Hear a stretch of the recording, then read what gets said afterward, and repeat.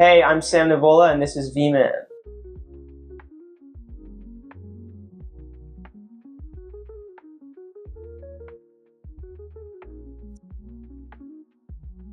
My favorite part about shooting the White Lotus, it's so funny, I've gotten this question probably 1,000 times, and I can never really come up with a good answer, but I honestly think, I mean, Thailand was amazing, and I've talked about that so much. Like, the people are great, the atmosphere is amazing, the food is amazing, but I think probably the thing that I took home with me that I'm most grateful for is my friendships with all the other members of the cast. They're all such fucking wonderful people, and they're really like my friends for life. I'm really lucky to know them and have gotten to work with them.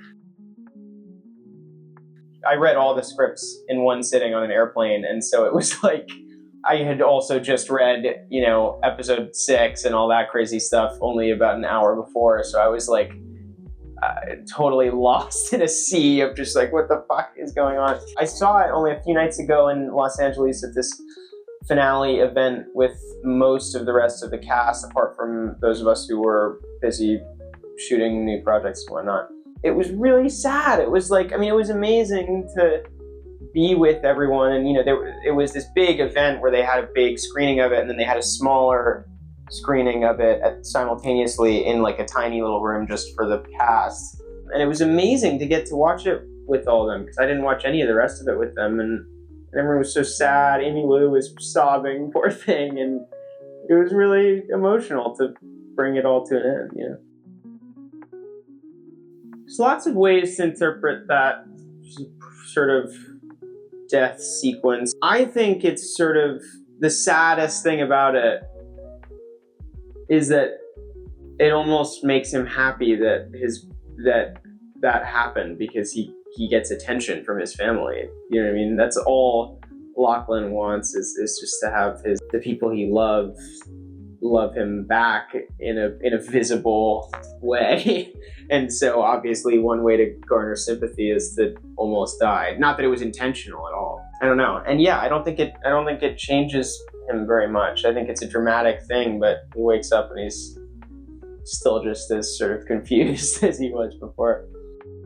I'm excited about a few things. I'm excited about getting to spend some time with my girlfriend and just chill at home and drink tea and watch movies and be in my apartment that I pay rent for year round, but I'm only in a few months out of the year, and these are those months.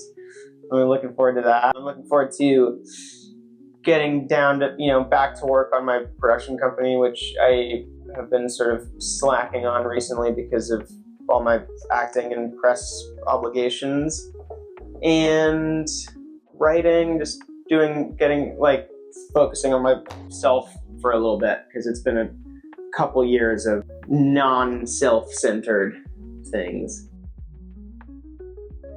My favorite movie of all time is Swingers by Doug Liman and Jon Favreau.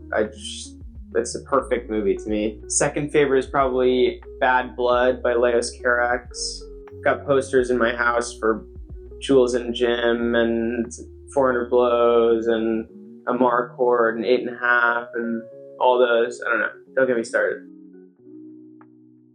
I think that the White Lotus is so specific to itself and to Mike White and who he is, and I more studied him as a person, because all of these characters come from right in there, and I watched the first 2 seasons a couple times and just talked to him a bunch, but that's part of what's so fucking awesome about it, is that I don't feel like he draws much inspiration from anything except himself, and so I didn't really either.